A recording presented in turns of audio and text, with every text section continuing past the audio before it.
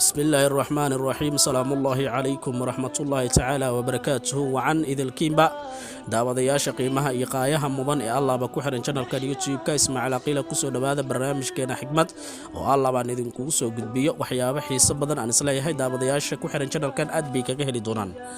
barnaamijka maanta waxaan ku soo qaadan doonaa 5 waxyaabood oo suuragelinaya in qiimahaaga uu hoos u dhigmo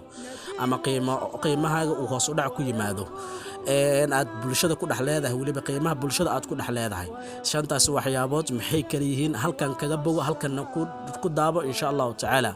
ka hor intaan barnaamijka gudgalin fadlan walaal haddii nagu cusub tahay channelka subscribe saar si dhiirigelinayno noqoto sidoo kale like saar barnaamijyadan haddii aad ka heshay si share garay asxaab kale si ugu faa'iideystaan gambaleelkana furo si aad u noqoto qofka koowaad ee rukumada waxyaabaha xiisaha badan ee halkan aan ku soo baxayno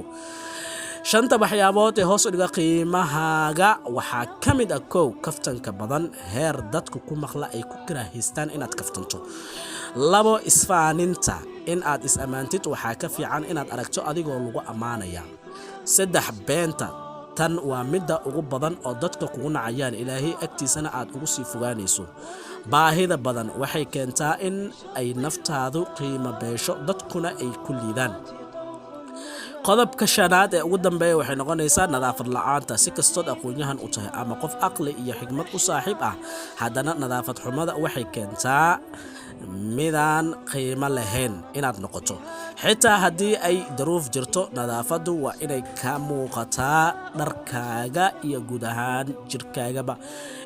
insha Allah taala waxaan filayaa in barnaamijkaas aad ka heli doontaan guud ahaan barnaamijkeena maanta intaas ayaan ku soo gabagabeynayaa waxa halkan idinkaga soo jeedinayay anigoo Ismaaciil Aqila inta barnaamijkan mid kasta aynu ku kulmi doono